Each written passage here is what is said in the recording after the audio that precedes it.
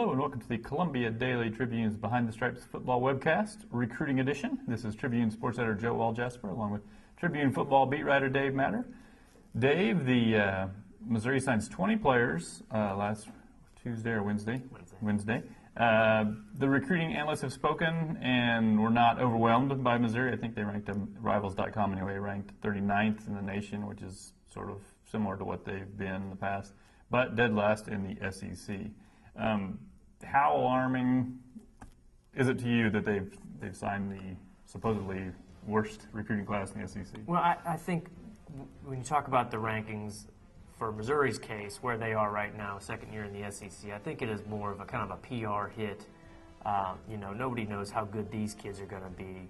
If you just look at what schools were offering them, you kind of get an idea of how highly they're thought of. I think you also look at the kids that Missouri missed out on and what schools they chose instead, and I think that might be the more alarming thing. There's a couple kids that they lost a kid to Minnesota at the last minute. That hasn't been a very good program. They lost an in-state kid to Tulsa. That's a Conference USA program. So a few little alarming things here and there. Syracuse, I believe. Syracuse, they were kind of scrambling late to fill the class. They're not going to rank very high when you only sign 20 guys because just the numbers alone weren't that big. And I think once you get out of, say, the top 15 or the top 20 in the recruiting rankings, you're kind of splitting hairs because the 45th class isn't all that different from the 35th class. Sometimes it's just a fraction of these measurables that are kind of hard to define anyway by these recruiting sites. I think you look more at the kids that they missed out on and then the ones that they did get, who were they looked at. And when you compare it to past Missouri classes, I don't think it really stacks up, at least on paper, on signing day.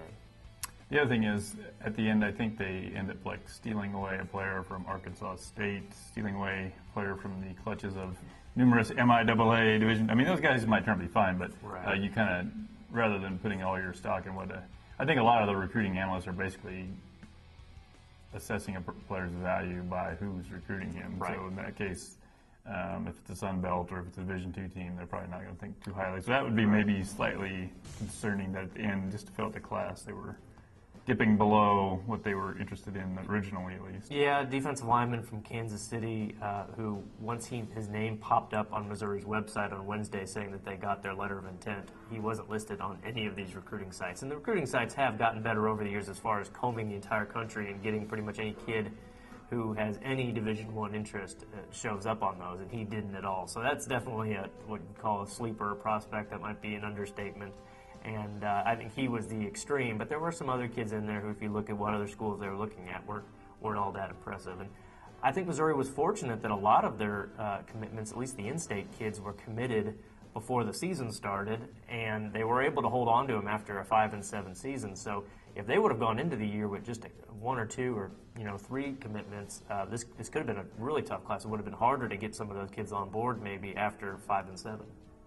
True. I guess maybe the one thing that people would be looking for after a 5-7 season was that you would come, with renewed vigor and knock them down the recruiting trail, get the best players in Missouri. The one thing they didn't do is they didn't get the number 1 player in Missouri, which they've done pretty well in the past under Pinkel. Just your thoughts on then losing out on Ezekiel Elliott, which was kind of the last domino to fall, which did not fall their way. Yeah, running back from John Burroughs in St. Louis, was really up until a couple weeks ago just a foregone conclusion that he was going to Ohio State. He committed way back in April, and there really hadn't been much talk, nothing out of him at all to suggest that he was looking anywhere else.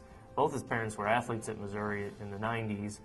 It was thought that they were really interested in him at least taking a look at Missouri, and he did take an official visit very late in the process, kept things kind of suspenseful, sent out a few cryptic messages. His dad posted a kind of strange video online of showing the 2 recruiting trips to Ohio State and Missouri. So there was at least some suspense going into signing day. He did, in fact, pick Ohio State.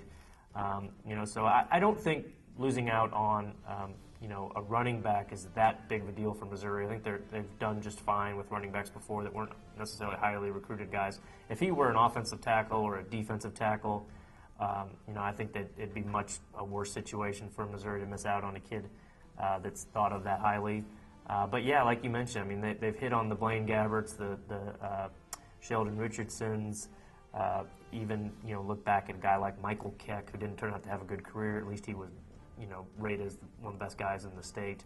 And this year, they fall short of that. So I think that's a little bit concerning. Although they did get about 8 or 9 other kids from the state who they've been targeting for a long time.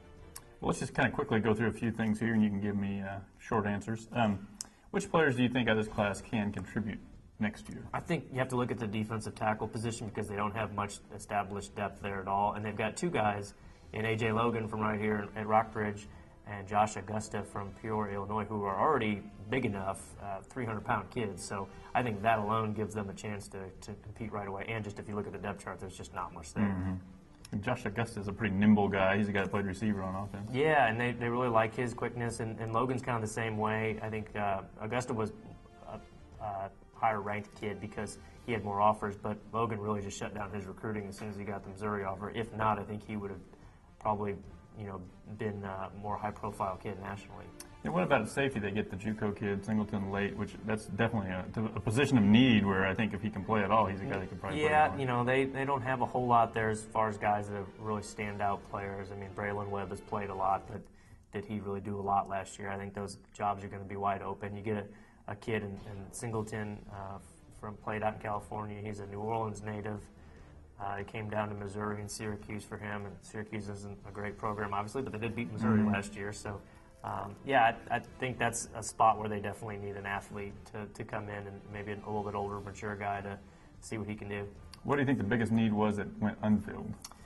Well, I think they could have afforded to add maybe another wide receiver or a tight end. They did get one tight end, Jason Reese, a kid out of Texas, that they say is more along the lines of a Michael Agnew type. Rucker Kaufman, not a blocker necessarily, more of a pass catcher, although he played more of a run-oriented offense. But I think they could have maybe added another weapon in there at that position. And then, maybe you can always, I think, get more players on both the offensive defensive line. They got 3 offensive linemen, 6 defensive linemen, but it seems like they were still offering a few kids out there late at those positions. All right, then you get 2 quarterbacks in this class, both who enrolled early, Trent Hosick and Eddie Prince. To what extent do you think they're going to get involved in this quarterback race this spring? Any chance they could be the backup or even the starter? Well, with a new coordinator in Josh Henson and a new quarterbacks coach, you would think, and this is at least what they're saying, is that the slate is clean for everybody, so they'll get a shot to compete.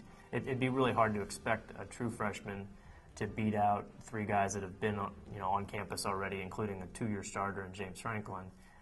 But as bad as the offense was at times last year, as many injuries as they went through, I think it just helps those guys to get them on campus, get them learning, and kind of figuring things out. They're very different type quarterbacks, at least they were in high school. Hosick was a real dual threat, pretty dangerous runner, ran for a lot of yards in an offense that did run the ball a lot more than they threw. And Prince is pretty much strictly a passer. He didn't put up rushing numbers at all. So it might, what they do eventually for this team might depend on how the offense starts to lean, or the offense could always just lean in the direction of which guy picks it up quicker if either one of them, become the next franchise quarterback. But I think we're away from that happening. They probably are both hoping that Franklin probably wins it the first year, and then they could have a year under their belt and then compete for it next year. Yeah, because if Matty Mock, just going to be a redshirt freshman this year, if he blows away the field and has a pretty decent year, it'd be hard for those guys just a year behind him to win the job. Then lastly, when they moved to the SEC, Finkel kind of redistributed where he had his assistants placed, took up some out of Texas and moved them into Florida and Georgia. Didn't get many players way down in Texas from what they used to have, and then just got a couple out of Florida and Georgia. Just your thoughts on whether he's going to stick with this plan or go back to what they know in the state of Texas. Yeah, well, on signing day, he didn't say much specifically, but he did talk a lot about readjusting and reevaluating. So it leads me to believe that, this is kind of a fluid process, a strategy that is not set in stone by any means. And they only put one coach permanently in Georgia, but they offered a lot of kids out of there. I'm close to 30, I think. So, and they only got one. And they lost one the day before signing day, so they could have had 2. Florida, I think they only signed 1 out of the whole state, too. So Not a lot of tangible results. Maybe they got down there and got the word out a little bit more about Missouri, got some exposure, but 5-7 doesn't really help when you're going to new recruiting territory. And like you mentioned, they pull out of Texas to a degree, a place where they've done really well. I think maybe the fear was that Texas kids wouldn't be as interested in going to the SEC, but then you look and Johnny Manziel, Texas A&M had a top 10 recruiting class with a group that's mostly all Texas kids, except for a few from Louisiana. So, they might want to reconsider that. They might already be reconsidering that. So we'll see. But the results kind of, I think it hurt both Texas a little bit, and they didn't really get much out of those other two states. Okay, well, join us again before spring football. Until then, Dave, get some sleep. All right.